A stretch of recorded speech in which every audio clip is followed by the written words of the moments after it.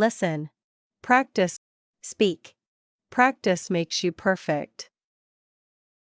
Sarah had always dreamed of working for a multinational company, and today she finally walked into the bright, bustling offices of Bright Tech Solutions, feeling a mix of excitement and nervousness as she adjusted the strap of her laptop bag and scanned the sleek interior, her heels clicking softly against the polished floor. As she approached the reception desk, the receptionist smiled warmly and said, "Good morning. You must be Sarah. Welcome to Bright Tech. Here's your ID badge and a visitor's guide.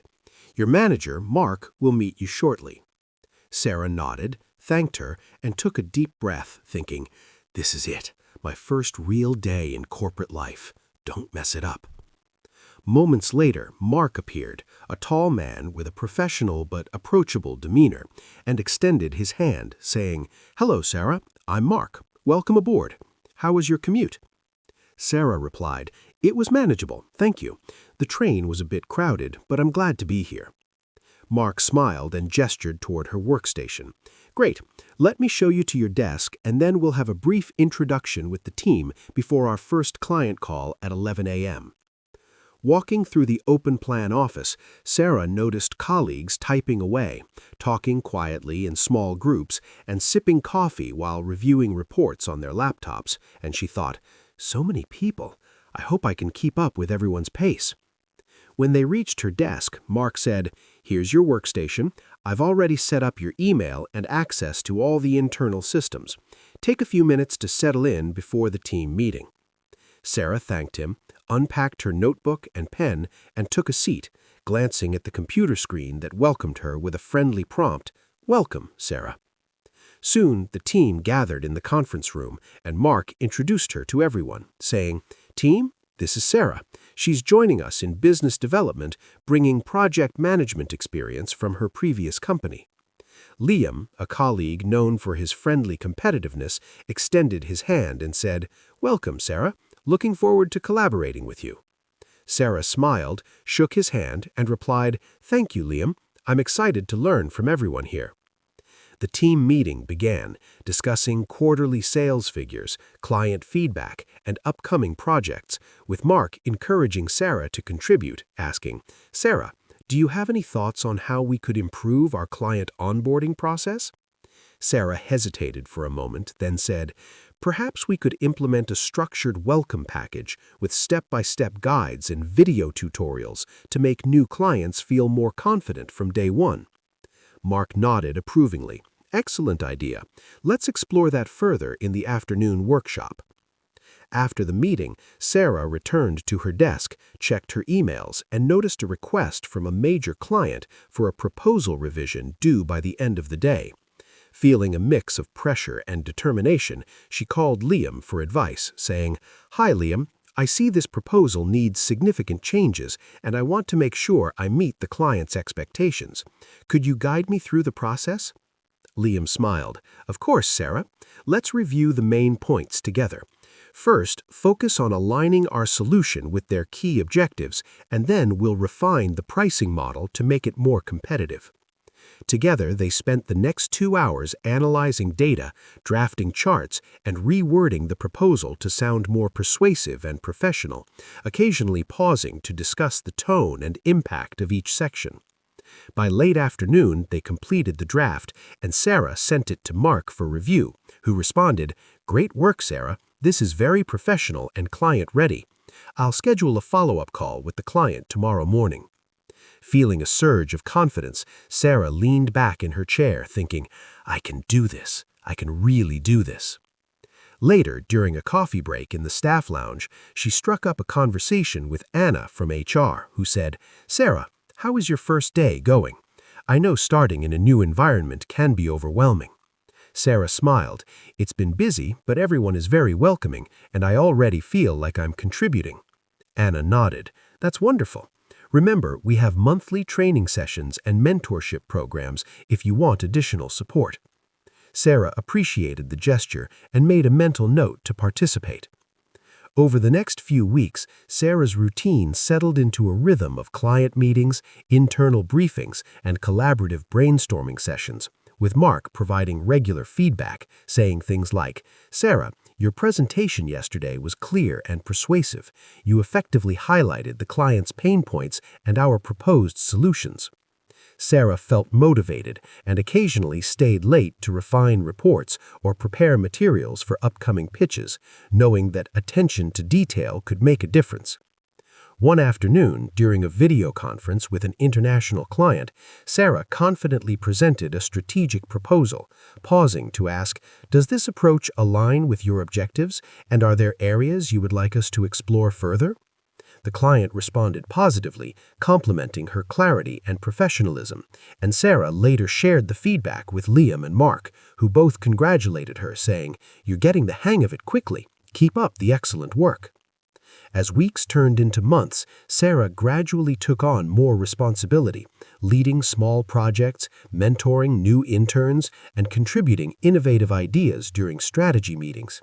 She faced challenges like negotiating contract terms with a difficult client, handling last-minute changes to deliverables, and managing tight deadlines. But each experience strengthened her confidence and communication skills. During a performance review, Mark highlighted her achievements, saying, "Sarah, your growth in the past 6 months has been remarkable. You demonstrate initiative, strong analytical skills, and the ability to work collaboratively. I recommend you for the upcoming leadership development program." Sarah felt proud and motivated, replying, "Thank you, Mark. I'm eager to continue learning and contributing to the team's success." Outside of work, she practiced business vocabulary and idioms, reviewed case studies, and listened to English podcasts to refine her communication skills, thinking, "Improving my language proficiency will help me articulate ideas more effectively and advance my career." Her efforts paid off as she started leading client calls, negotiating contracts confidently, and even presenting at industry webinars, often receiving positive feedback such as, "Your insights were practical and actionable," or "You presented the strategy very clearly, which helped us make informed decisions." Over time, Sarah built strong professional relationships across departments, collaborating with marketing, finance, and operations to deliver comprehensive solutions for clients. She learned the nuances of corporate etiquette, including writing concise emails, conducting virtual meetings professionally, and balancing assertiveness with diplomacy during negotiations. One challenging project involved coordinating a cross-border team to launch a new product, requiring careful planning, frequent status updates, and conflict resolution when deadlines were tight. Sarah facilitated team discussions, saying things like, "Let's prioritize tasks based on impact and dependencies," or "Can we explore alternative solutions if we face delays?" Her leadership and communication skills impressed both her peers and senior management. By the end of the year, Sarah reflected on her journey, realizing how much she had grown professionally and personally, thinking, "I started this role nervous and unsure, but now I feel confident handling complex projects, communicating effectively, and contributing meaningfully to the company's success." She celebrated her achievements with colleagues at the office year-end party, sharing laughter, exchanging stories of challenges and successes, and making plans for the upcoming year, knowing that continuous learning and effective communication were keys to long-term growth. Throughout her experience, Sarah not only improved her business English skills, but also developed critical soft skills such as problem-solving, teamwork, negotiation, and leadership, making her a well-rounded professional ready to face new challenges and seize opportunities in the corporate world. And she concluded her year with a sense of accomplishment and determination, thinking, "This is just the beginning of my career journey, and I'm excited for what lies ahead." Emma had been looking forward to her promotion announcement for weeks, and when she finally entered the sleek, glass-fronted office of Global Tech Enterprises, she felt a mix of excitement and nervous anticipation, adjusting her blazer and reminding herself to stay confident as she walked toward the reception desk, where the assistant greeted her warmly, saying, "Good morning, Emma. We've been expecting you. Mr. Roberts will see you shortly in his office." Emma nodded politely, saying, "Thank you. I'm looking forward to our meeting," and took a deep breath before stepping into the elevator, feeling the hum of the machinery as it ascended to the executive floor, thinking, this could be the start of a whole new chapter in my career. When the elevator doors opened, she was met by Mr. Roberts, her manager, a seasoned professional with a calm demeanor, who extended his hand and said, "Emma, good to see you. Please have a seat. I have some exciting news to share." She smiled, trying to mask her curiosity, and replied, "Thank you, Mr. Roberts. I'm eager to hear it." Mr. Roberts began, "Emma, your performance over the past year has been exceptional. Your leadership in the marketing campaigns, attention to client relationships, and ability to manage tight deadlines has not gone unnoticed. I'm pleased to offer you the position of Senior Project Manager, effective immediately." Emma felt a surge of pride and excitement, responding, "I'm honored, Mr. Roberts. I appreciate the opportunity and will do my best to exceed expectations."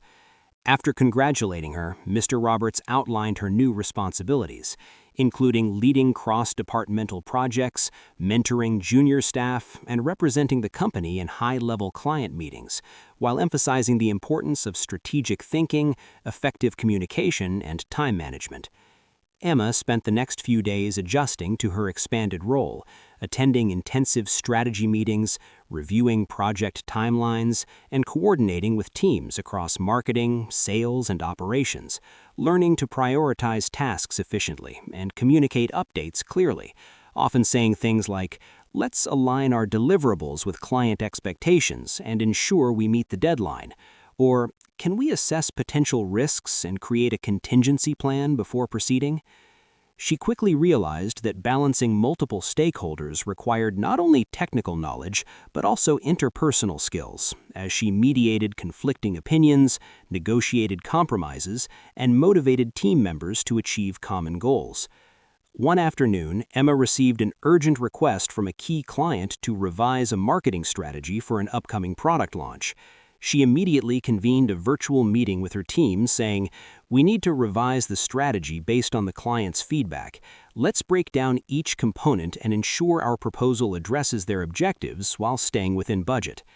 Team members contributed ideas, and Emma facilitated the discussion, encouraging participation by asking, "Do you see any potential challenges with this approach? And how can we make the proposal more persuasive?"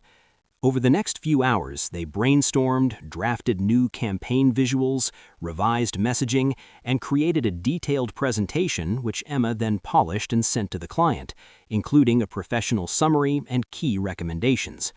The client responded positively, praising the clarity, creativity, and alignment with their goals, and Emma shared the feedback with her team, saying, "Excellent work, everyone. This demonstrates our ability to adapt quickly and deliver high-quality solutions under pressure." Outside of urgent tasks, Emma also focused on mentoring junior staff, scheduling weekly one-on-one sessions to provide guidance on project management, professional communication, and effective teamwork, often giving advice such as, when preparing for a client presentation, anticipate questions they might ask and prepare concise, data-driven responses, or practice active listening during meetings to understand different perspectives and build trust with clients. She also attended internal workshops on leadership, negotiation, and cross-cultural communication, knowing that continuous learning was essential for long-term success. As weeks passed, Emma led multiple high-profile projects, each with unique challenges, from coordinating international teams across different time zones to managing tight budgets and last-minute client requests. She learned to remain calm under pressure, say things like, "Let's evaluate alternative solutions if we encounter obstacles," and "Can we delegate specific tasks to ensure we meet the deadline efficiently?" Her ability to communicate clearly, delegate effectively, and maintain client satisfaction earned her recognition from senior management, who often commented, "Emma demonstrates strong leadership, strategic thinking, and exceptional client management skills." One particularly challenging project involved launching a digital marketing campaign for a global client with strict branding requirements and aggressive deadlines. Emma coordinated with designers, content creators, and analytics specialists, reviewing every detail of the campaign, scheduling progress meetings, and providing feedback such as, Please ensure the messaging aligns with the client's brand voice and the visuals are consistent across all platforms. Despite unexpected delays due to last-minute client changes, Emma's team delivered the project on time, and the client praised the campaign's effectiveness, stating, "Your team exceeded our expectations. The execution was seamless, and the results are impressive." Emma felt a sense of pride and accomplishment, sharing the success with her team and saying, "This is what happens when we collaborate, communicate clearly, and stay focused on our objectives." Alongside her project responsibilities, Emma developed a habit of practicing business English and professional communication daily, reviewing industry reports, reading corporate newsletters, listening to English podcasts, and analyzing case studies to enhance her vocabulary, idioms, and presentation skills. Thinking, "Mastering professional language will help me articulate ideas more confidently and gain respect from clients and colleagues alike." Her efforts paid off when she began leading client calls independently, negotiating contracts, and presenting strategies at quarterly business reviews, often receiving feedback like, "Emma, your presentation was clear, concise, and persuasive," or "You handled client objections very professionally." Over time, she cultivated strong professional relationships across departments, collaborating with finance to refine budgets, with operations to ensure smooth delivery, and with sales to optimize client satisfaction. She also embraced challenges such as handling a difficult client who repeatedly changed requirements, thinking strategically, saying things like, "Let's set clear expectations and document all agreed upon deliverables to avoid misunderstandings," or "Can we propose a phased approach to meet their needs without compromising quality?" Emma's leadership and problem-solving skills impressed both her peers and executives, who encouraged her to participate in leadership programs, attend industry conferences, and mentor rising talent within the company. She continued to refine her business English and professional etiquette, practicing formal emails, persuasive presentations, and diplomatic negotiation techniques, often reflecting strong communication is key to advancing in the corporate world and building trust with clients and colleagues. By the end of her first year in the new role, Emma had successfully led multiple high-profile projects, trained new team members, and developed a reputation for reliability, strategic thinking, and professional excellence. During her annual review, Mr. Roberts said, "Emma, your progress has been exceptional. You demonstrate strong leadership, effective communication, and an ability to deliver under pressure. I recommend you for a senior leadership track." Emma felt proud and motivated, replying, "Thank you, Mr. Roberts. I look forward to continuing to contribute and developing further as a leader." She celebrated her achievements with colleagues at the office year-end event, sharing success stories, reflecting on lessons learned, and planning goals for the upcoming year. As she looked back on her journey from her first day filled with nervous anticipation to becoming a confident senior project manager, leading teams, handling complex client accounts, and presenting to executives, Emma realized that the combination of hard work, continuous learning, effective communication, and professional relationships had been the foundation of her growth, and she concluded with a renewed determination, thinking, "This is just the beginning of my career journey, and with dedication and focus, I can achieve even greater success in the corporate world while continuing to improve my English and professional skills." When Maya Richardson accepted the role of regional director at Helix International, she understood that the position came with prestige, responsibility, and a level of complexity that would test not only her strategic skills, but also her command of professional communication. And on her first day, she walked into a headquarters buzzing with polite efficiency, carefully worded emails, and unspoken tension, because Helix was undergoing a critical restructuring following an aggressive expansion into emerging markets, an expansion that looked impressive on investor slides but had created operational fragmentation, inconsistent leadership standards, and declining employee engagement across regions. And as Maya reviewed internal reports late into the evening, she recognized that the numbers told only part of the story. because behind every delayed shipment, missed target, and unresolved client complaint was a breakdown in decision-making, accountability, or communication, and she knew from experience that the fastest way to lose credibility was to issue grand statements without first listening. So during her first month, she scheduled structured conversations with country managers, department heads, and frontline supervisors, asking the same disciplined questions in each meeting, focusing on challenges, priorities, and expectations. And while the answers varied in detail, a pattern quickly emerged, revealing that managers were unclear about strategic direction, employees were hesitant to escalate problems, and meetings often ended without concrete action items. And rather than reacting emotionally, Maya documented these insights carefully, preparing a clear diagnostic summary that framed the situation as an organizational alignment issue rather than a failure of individual performance. And when she finally presented her assessment to the executive committee, she did so in measured, professional language, emphasizing shared responsibility and opportunity for improvement, which immediately differentiated her from predecessors who had relied on urgency and authority rather than clarity and structure. And the committee approved her proposal to pilot a new operating framework focused on standardized communication protocols, decision ownership, and performance review discipline. But the true test came sooner than expected, when a major European client notified Helix of its intention to terminate a long-term contract due to repeated service inconsistencies, a development that threatened both revenue and reputation. And as the news spread internally, anxiety escalated, emails multiplied, and speculation filled informal channels, prompting Maya to intervene decisively by issuing a concise, carefully worded internal message that acknowledged the seriousness of the situation, discouraged rumor-driven discussion, and outlined the immediate steps being taken, reinforcing that professionalism under pressure was not optional but essential.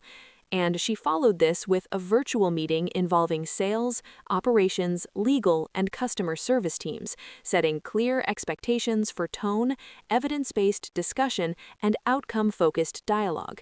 And during the meeting, she moderated firmly yet respectfully, redirecting emotional arguments into structured analysis, ensuring that every participant understood both the problem and their role in resolving it.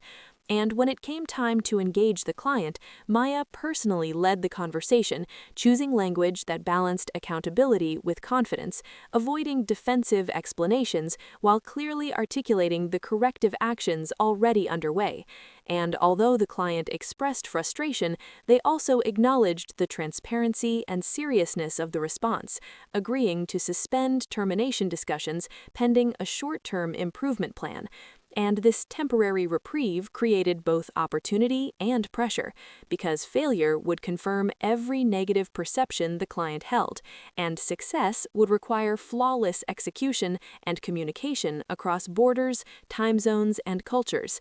And Maya responded by implementing daily briefings with regional leads, insisting on precise updates, factual reporting, and disciplined follow-up, correcting vague language and ambiguous commitments whenever they appeared, not as a criticism but as a professional standard.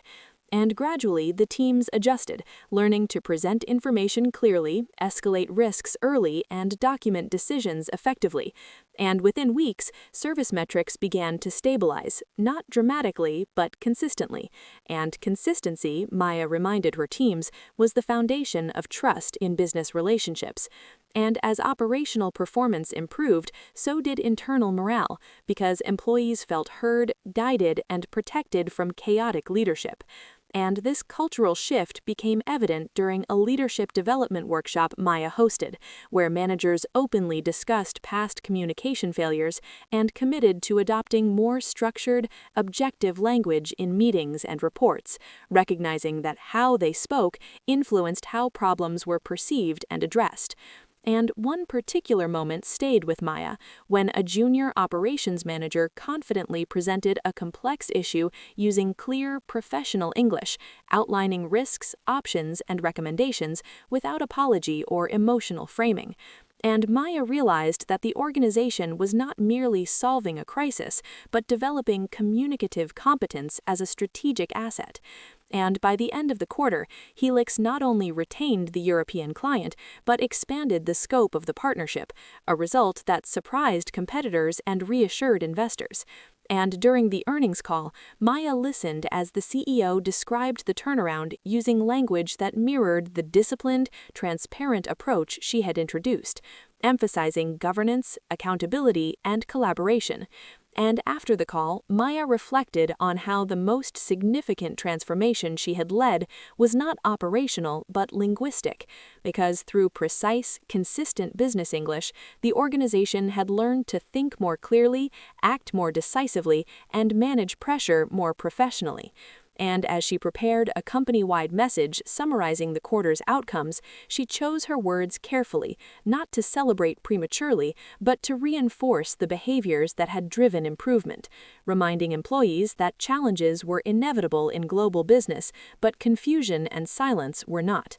And as messages of appreciation and renewed confidence flowed from across regions, Maya understood that leadership in a multinational environment was exercised as much through language as through authority.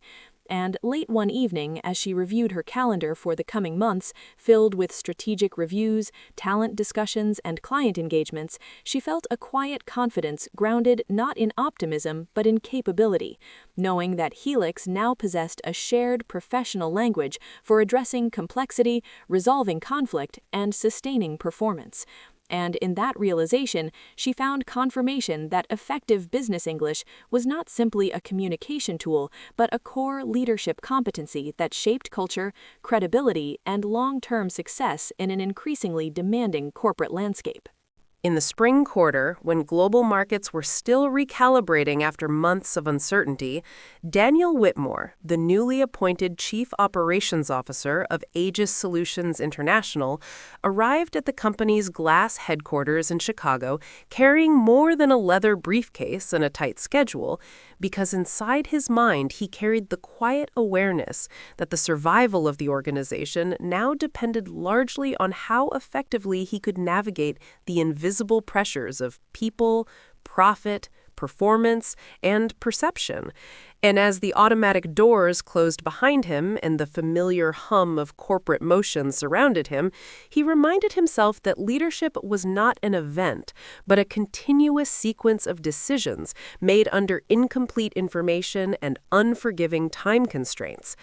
And that belief guided him as he entered the executive conference room where his senior leadership team was already assembled, each face reflecting a mixture of expectation and anxiety. For Aegis was facing its most complex challenge in 2 decades, a rapidly declining market share, increasing operational costs, internal cultural fragmentation, and the looming threat of a hostile acquisition from a multinational competitor that had already begun quietly purchasing shares. And the agenda before them that morning was not merely a routine operational review, but rather a strategic turning point that would define the organization's trajectory for years to come. And Daniel began the meeting not with financial charts or market projections, but with a measured statement about accountability, clarity of purpose, and the necessity of rebuilding trust across departments that had slowly become isolated silos, reminding them that no strategy, no matter how elegant, could succeed without disciplined execution and unified commitment. And as he spoke, he could see subtle changes in posture, as though his words were reorganizing the atmosphere itself. And after establishing this tone, he transitioned into the operational data, methodically outlining inefficiencies in the supply chain, redundancy in management layers, erosion in customer loyalty, and the financial implications of continuing on their current trajectory. And yet he avoided blame, emphasizing instead the collective responsibility of leadership and the urgent need for adaptive change. And when the chief financial officer raised concerns about liquidity constraints and investor confidence, Daniel responded not with reassurance alone, but with a framework of phased reforms that balanced immediate cost stabilization with long-term growth initiatives, explaining that transformation is not achieved through isolated cost cutting, but through strategic reinvestment in people, processes, and innovation. And this philosophy soon extended beyond the conference room, as Daniel spent the following weeks walking the production floors, holding town hall meetings, engaging middle managers, listening carefully to frontline employees whose insights revealed operational realities no spreadsheet could capture. And as he collected this intelligence, he constructed a comprehensive transformation plan that aligned incentives with performance metrics, flattened bureaucratic bottlenecks, strengthened cross-functional collaboration, and reoriented the organization around customer-centric value creation rather than internal convenience. And while resistance emerged, as it always does when change disrupts familiar routines and threatens entrenched authority, Daniel approached each confrontation with calm professionalism, framing change not as a loss of control, but as a collective investment in sustainability and relevance. And gradually, the culture began to shift from cautious skepticism toward pragmatic optimism, particularly when early wins emerged in logistics efficiency, customer retention, and employee engagement. And as the internal foundation stabilized, Daniel turned his attention outward, initiating discrete discussions with key investors, industry analysts, and strategic partners to reshape the narrative surrounding Aegis's future, positioning the company not as a struggling legacy firm, but as an organization undergoing disciplined reinvention. And this narrative management proved essential when news of the hostile acquisition attempt surfaced in financial media, for instead of triggering panic, it catalyzed renewed confidence among stakeholders, who now perceived Aegis as both resilient and strategically awake. And during this volatile period, Daniel maintained constant communication with the board, articulating not only what decisions were being made, but why they were being made, reinforcing transparency as a non-negotiable leadership principle. And it was in one particularly tense board session, when the acquisition pressure intensified and short-term stock volatility tested their resolve, that Daniel delivered what many later referred to as the defining speech of his tenure, explaining that leadership is not the art of avoiding risk, but the discipline of choosing the right risks, and that surrendering the company's independence under pressure would represent a failure of strategic courage rather than a prudent financial maneuver. And this clarity of conviction unified the board behind the transformation strategy, enabling them to reject the acquisition bid and pursue an independent growth trajectory. And in the months that followed, the operational reforms matured, revenue streams stabilized, product development accelerated, and new market opportunities emerged in sustainable technology sectors where Aegis's expertise could be re-leveraged. And as the company regained momentum, Daniel's leadership philosophy continued to emphasize long-term capability building over short-term optics, reminding his team that true success is measured not in quarterly headlines, but in organizational health, adaptability, and trust. And even as Aegis returned to profitability and the market responded favorably, Daniel resisted complacency, instituting continuous improvement cycles, leadership development programs, and strategic foresight initiatives designed to anticipate rather than react to future disruptions. And throughout this process, he never lost sight of the human dimension of enterprise, understanding that every restructuring decision, every performance metric, every strategic pivot ultimately affected people's lives and careers, and therefore deserved careful consideration, dignity, and honest communication. And this approach fostered a culture where accountability and empathy were not opposing values, but complementary forces driving sustainable performance. And by the end of that fiscal year, Aegis Solutions International was no longer defined by crisis, but by renewal. And as Daniel stood once again in the executive conference room looking at the same leadership team whose uncertainty had once filled the space, he now saw confidence tempered by humility and ambition grounded in discipline. And he concluded the year's final address with a simple reminder that organizations do not succeed because of perfect conditions, but because of consistent, principled leadership exercised when conditions are imperfect. And as the applause subsided and the meeting adjourned, Daniel returned to his office, aware that the work of leadership is never truly finished, only continuously evolving, requiring vigilance, courage, learning, and the unwavering commitment to make decisions that serve not merely the present moment, but the future that others will one day inherit.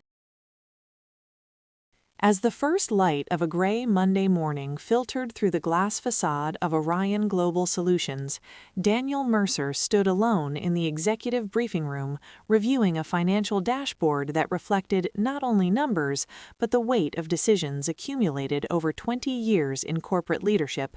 And as he adjusted his tie and took a measured breath, he reminded himself that business, at its core, was never merely about strategy or profit margins, but about people navigating uncertainty with discipline, communication, and resilience, a lesson he had learned early in his career when he was a junior analyst tasked with presenting bad news to a board that valued transparency more than comfort.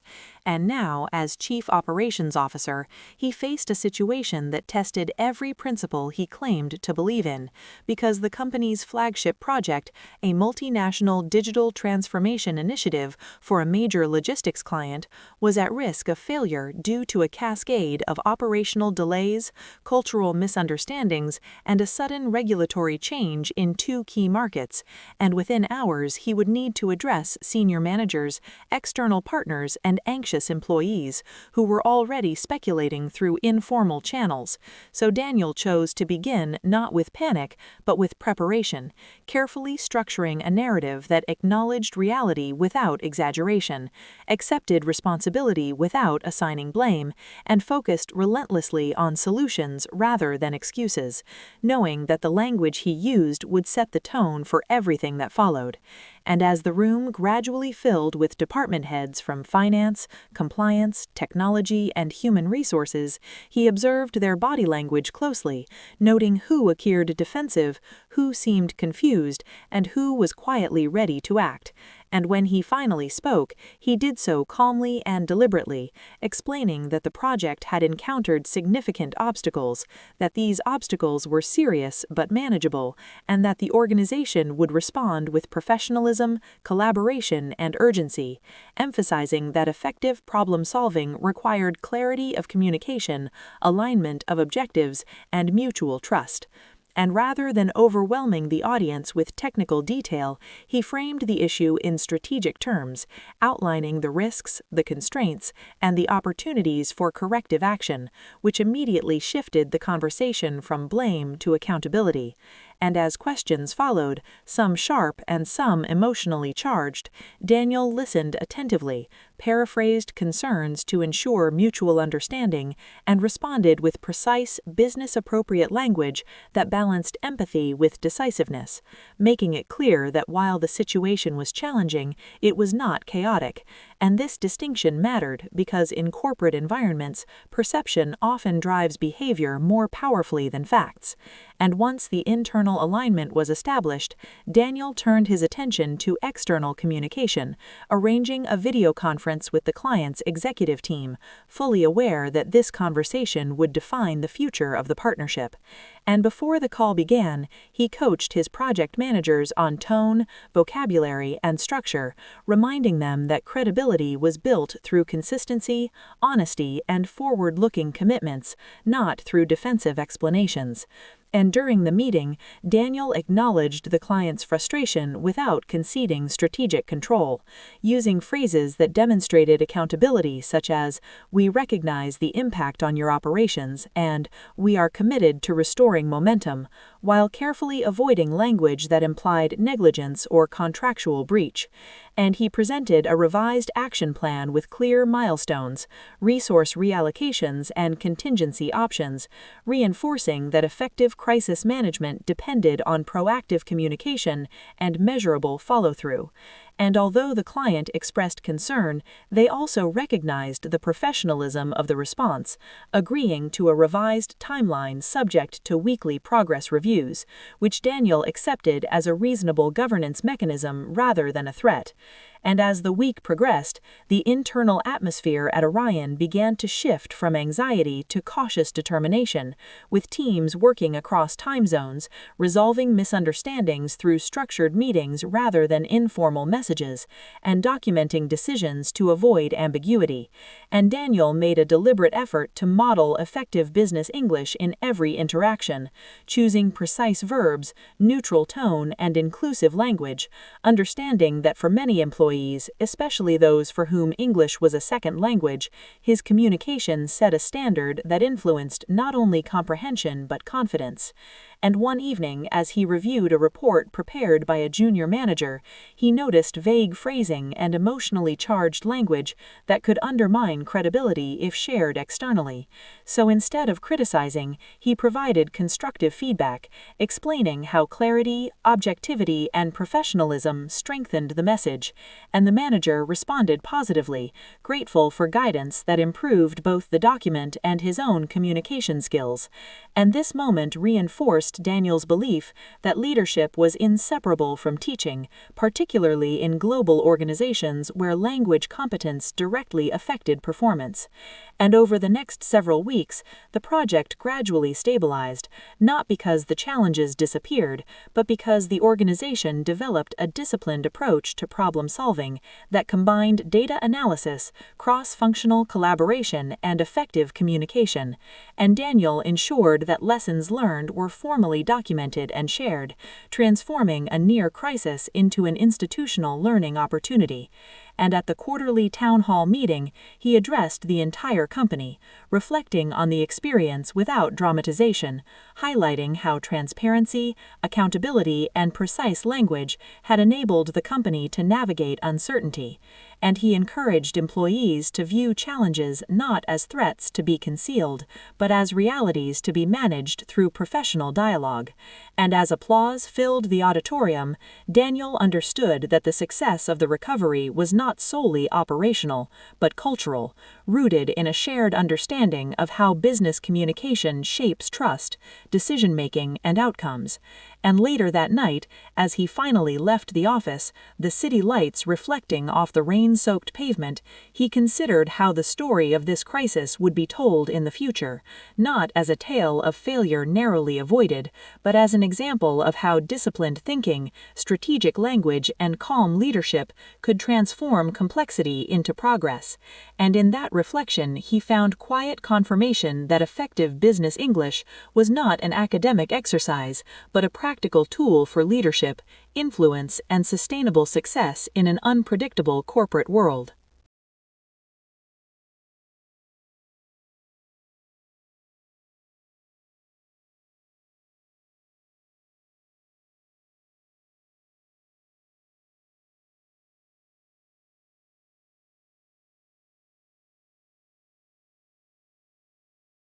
When Elena Martinez accepted the role of regional director for Horizon Dynamics, she did so with a clear understanding that the assignment was not merely a promotion, but a professional trial by fire, because the Asia-Pacific division she was inheriting had been underperforming for nearly 3 consecutive years.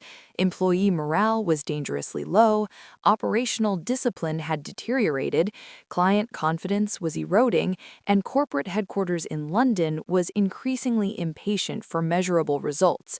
And on her first morning in Singapore, she reviewed the division's performance reports not with alarm, but with deliberate focus, recognizing that numbers tell stories, and that within those stories are the causes, the consequences, and the opportunities for change. And as she walked into the regional boardroom later that morning to meet her leadership team for the first time, she observed not only their words, but their silences, the subtle signals of exhaustion, defensiveness, and quiet hope. And she began not with criticism or promises, but with expectations, stating that Horizon Dynamics would operate going forward on 3 non-negotiable principles: transparency, accountability, and execution. And while these words were not revolutionary, the manner in which she communicated them, calm, confident, and unwavering, immediately signaled a new era of leadership. And over the following weeks, Elena conducted a comprehensive operational diagnosis, meeting with clients across industries, reviewing procurement and compliance procedures, auditing management workflows, and conducting confidential interviews with staff at every level. And what emerged was not a single catastrophic failure, but a network of small inefficiencies, unclear responsibilities, weak incentives, and a culture that had gradually accepted mediocrity as survival. And Elena understood that no turnaround could succeed without first confronting this culture. So she began restructuring not by reorganizing charts, but by redefining behaviors, introducing weekly performance reviews, establishing cross-functional task forces, revising incentive structures to reward outcomes rather than effort, and enforcing decision deadlines that forced managers to act rather than defer. And resistance surfaced almost immediately, as it always does when comfort is disrupted, with some managers privately questioning her methods, while others openly expressed concern that the pace of change was unrealistic. Yet Elena remained consistent, explaining that the organization had already lost years to hesitation, and that urgency was now a strategic requirement. And gradually, as underperforming processes were corrected, as delayed projects finally closed, as clients began to acknowledge improved service reliability, the internal skepticism began to soften, and the division's financial performance slowly stabilized. But Elena did not allow early success to breed complacency. Instead, she shifted the focus toward growth, identifying emerging market segments in digital infrastructure, renewable systems, and logistics automation, positioning Horizon Dynamics not as a reactive supplier, but as a proactive partner in innovation. And this strategic repositioning attracted new clients and strengthened relationships with existing ones, while simultaneously revitalizing employee engagement because people began to see their work connected to a meaningful direction rather than endless crisis management. And during this period, Elena placed significant emphasis on leadership development, launching internal mentorship programs, succession planning initiatives, and continuous training platforms, understanding that sustainable transformation requires not only strong systems, but strong leaders at every level. And as the regional division regained its momentum, headquarters in London began to take notice, sending senior executives to evaluate the turnaround firsthand. And during one particularly consequential executive review, Elena presented not merely improved financial metrics, but a comprehensive narrative of organizational renewal, demonstrating how disciplined leadership, cultural reform, and strategic clarity had restored both performance and confidence. And the board's response was decisive, approving additional investment to accelerate expansion across new markets, further validating Elena's approach. And yet, the true test of her leadership arrived not during recovery, but during a sudden external shock when a major global supplier collapsed without warning, threatening to destabilize Horizon's core operations across the region. And in the face of this crisis, Elena did not retreat into analysis paralysis, but activated contingency protocols, reallocated resources, renegotiated contracts, mobilized crisis response teams, and maintained constant communication with both employees and clients, ensuring that uncertainty never became chaos. And while the disruption inflicted short-term financial pressure, the organization's disciplined structure allowed it to absorb the shock and emerge stronger, reinforcing trust internally and externally. And as the months progressed, the Asia-Pacific division evolved from the company's weakest region into its strongest growth engine, contributing disproportionately to global revenue and innovation initiatives. And when Elena was later invited to address Horizon's Global Leadership Summit, she did not present herself as a hero of the turnaround, but as a steward of collective effort, emphasizing that sustainable success is not created by charisma or authority alone, but by consistent execution of clear priorities aligned with shared values. And she reminded the audience that leadership is not defined by the absence of difficulty, but by the presence of responsibility, and that organizations, like people, are shaped not by their circumstances, but by their responses to those circumstances. And as her speech concluded and the audience rose in sustained applause, Elena reflected quietly that the most meaningful achievements in business are not those measured only in profit, but those reflected in renewed confidence, strengthened relationships, and the knowledge that one's work has helped others rediscover their own potential. And as she returned to Singapore to continue guiding her team forward, she remained fully aware that success is never final, that markets will shift, new crises will emerge, and strategies must continuously evolve. Yet, with a culture now grounded in accountability, adaptability, and purpose, Horizon Dynamics stood prepared not merely to survive the future, but to shape it.